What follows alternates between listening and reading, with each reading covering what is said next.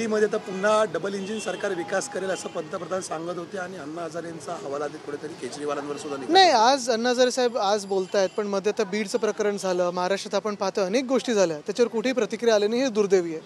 खरं तर आपण पाहिलं असेल, आज भाजपचा विजय झाला आहे, जे जिंकले असतील त्यांचं मी अभिनंदन मनापासून करतो, पण त्याहूनही जास्ती मी निवडणूक आयोगाचं पण अभिनंदन करतो, कारण भाजपच्या प्रत्येक जिंकण्यामध्ये मोठा वाटा हा निवडणूक आयोगाचा असतो.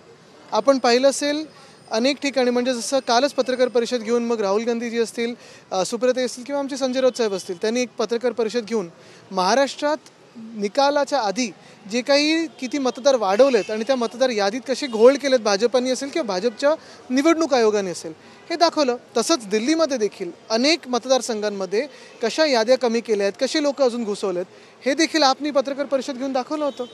आता भाजप म्हणतंय की आम्ही मुंबई महापालिका सुद्धा जिंकू. नाही, बघा, जिंका इकडे जिंका तिकडे जिंका, हे फोडा ते फोडा, कामं कधी करणार? महाराष्ट्रामध्ये लाडकी बहीण योजनेतून आता किती लोकांना वगळलं गेलेलं आहे? ह्याचं उत्तर देणार आहे का की निवडणुकीच्या आधी जी फसवणूक केली ती 2100 देणार होते, आता किती इन्स्टॉलमेंट बाकी आहेत लाडकी बहिणीचे, ते कधीपासून देणार तुम्ही? कर्जमुक्ती कधी देणार शेतकऱ्यांना? मग अनेक गोष्टी, 10,000 रुपये प्रत्येक तरुण मुलाला सांगितलं होतं लाडका भाऊ योजनेत, हाऊसमध्ये एकनाथ शिंदेनी मजा मस्करी करत सांगितलं होतं. पुढे काय? आणि आता आमची हीच अपेक्षा आहे की आता पुढच्या एका महिन्यात यमुना साफ व्हायला पाहिजे, स्वच्छ व्हायला पाहिजे. तसंच दिल्लीमध्ये 2500 रुपये पहिल्या कॅबिनेटपासून देणार होते, घ्या कॅबिनेट द्या. आता मुख्यमंत्री देवेंद्र फडणवीस पुन्हा एकदा निश्चितपणे, आणि जर निवडणूक आयोग भाजपच्याच हातात राहिलं आणि भाजपच्या कार्यालयातून काम करत राहिलं तर असेच दिवस येणार आहेत देशावर. आपण पाहते मग निवडणुकीत जनतेचा आणि मतदाराचा आवाज राहणारच नाही आहे, फक्त निवडणूक आयोगाचा राहणार आहे. मुख्यमंत्री देवेंद्र फडणवीस मात्र बोलतात की एक आहे तो सेफ याचा नारा दिल्लीकरांनी कुठेतरी उचलून धरला, त्यामुळे दिल्ली जिंकलेली आहे. मला वाटतं एक महत्त्वाचं आहे, एक आहे तो सेफ आहे म्हणजे भाजप आणि इलेक्शन कमिशन एक आहे तो सेफ आहे, असं होतं ना ते. तर शक्तीपीठ महामार्गासाठी एक महत्त्वाचा निर्णय घेण्यात आला आहे. जे काही शेतकरी ज्यांची शेती रस्त्यावर आढळेल त्यांना 5 पट भरपाई देण्याच्या तयारीत आता हे सगळेजण आहेत. बघा, तुम्हाला एकच सांगतो, अनेक ठिकाणी जिथे असं वाटतं आपल्याला की रस्त्याला असेल किंवा कुठच्याही विकास कामाला विरोध होत असेल, तो काही प्रॅक्टिकल रिझनमुळे, काही प्रॅक्टिकल कारणांमुळे होत असतो.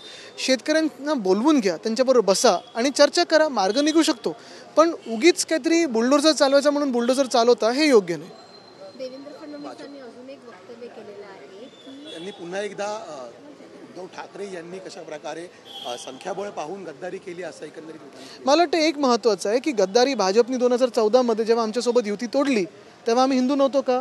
19 आमच्याबरोबर जे काही वचन आम्हाला घरी येऊन मातोश्रीला मोठ्या साहेबांच्या, म्हणजे आता सांगतात ना की यांनी विचारधारा सोडली वगैरे, त्यांच्या खोलीत येऊन आम्हाला दिलं होतं, जी खोली आमच्यासाठी मंदिर आहे तिथे देऊन वचन दिलं होतं, तिथे खोटं बोलले, त्याचं काय? मग गद्दारी कोणी केली होती?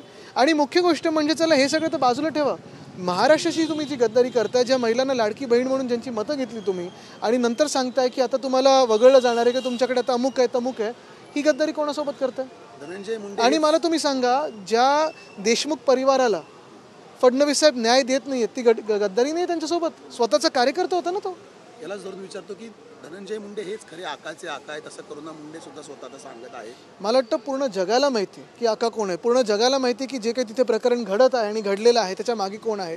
पण आज दुर्दैव असंच आहे की ठीक आहे, एकामागोमाग एक निवडणूक आयोग हातात आहे म्हणून भाजप राज्य जिंकत आहे, पण एखाद्या कार्यकर्त्याची, म्हणजे एक आपण नागरिक आहे हे एका मिनिटासाठी बाजूला ठेवू, भाजपच्या कार्यकर्त्याची जेव्हा खून होतो त्या परिवाराला न्याय मिळत नाही, भाजपच्या परिवाराला न्याय मिळत नाही, मग तुम्ही एवढी राज्य जिंकून आणि सत्ता मिळून काय प्राप्त केलं?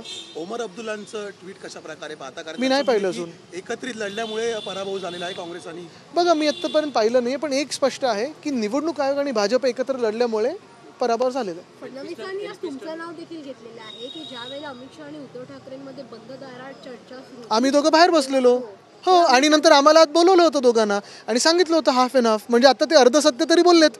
आता पुढचं सत्य कधी बोलतील, कधी 25 वर्षानंतर बघू. ते बोलतील आम्ही उपमुख्यमंत्री पद द्यायला तयार होतो. बघा, हाफ अँड हाफ, अर्ध अर्ध हे ठरलं होतं आणि तेव्हा फडणवीस साहेबच बोलले होते समसमान पद आणि जबाबदारी. पद आणि जबाबदारी, मुख्यमंत्री हे पद नाही आहे का, जबाबदारी नाही आहे का? त्यांचं नुसतं एवढीच अट होती की आत्ता आपण काही मला मांडू द्या, नाहीतर आमचेच कार्यकर्ते आमच्या अंगावर येतील. हे त्यांनी आम्हाला तिथे मोठ्या साहेबांच्या खोलीत सांगितलं. आता एवढं, म्हणजे आता त्यांनी एवढं तर सांगितलं ना की दोघं तिथे बसले होते त्या खोलीत, जे पहिले सांगत होते अशी चर्चाच झाली नाही. मग आम्ही दोघं बाहेर बसलेलो हे पण सांगितलं ना. आता तिसरी गोष्ट कधी सांगतील बघूया. बघा, आम्ही हे सांगितलेलं आहे, MMRDA त्यांना स्पष्टपणे सांगितलेलं आहे की मुंबईत ज्या काही परीक्षा आहेत त्या पार पडल्यानंतरच आम्ही एल्फिन्स्टन ब्रिजला हात लावू देणार आहे. त्याच्या आधी लावू देणार नाही. कोणी तिथे काही केलं तरी आम्ही ते हाणून पाडू. कारण आज आपण पाहतोय त्याच मार्गाला जाताना GK मार्ग बंद आहे, गणपतराव कदम मार्ग बंद आहे, अर्थ रोडला BMCने खोदले की MMRDAने खोदले, एकामेकांना ढकलत बसलेले आहेत आणि आता एल्फिन्स्टन ब्रिज खोदत आहेत. कुठेतरी काहीतरी एक विचार करून काम केलं पाहिजे ना. उगाच खोदायचं म्हणून खोदकाम चालू आहे. त्यांना मग आर्किओलॉजिकल सर्वे ऑफ इंडियामध्ये घ्या BMC वाल्यांना. तेच म्हणजे मुंबईचे हाल करायचे ठरवलेत का भाजपनी? म्हणजे सगळी ईस्ट वेस्ट कनेक्टिव्हिटी संपवायची. गोखले ब्रिजचं काय झालं? तिकडचे स्थानिक आमदार जातात आणि पाहणीचे फोटो टाकतात, मग 6 महिन्यानंतर. भाजपने एवढंच ठरवलेलं आहे की मुंबईचे हाल करायचे.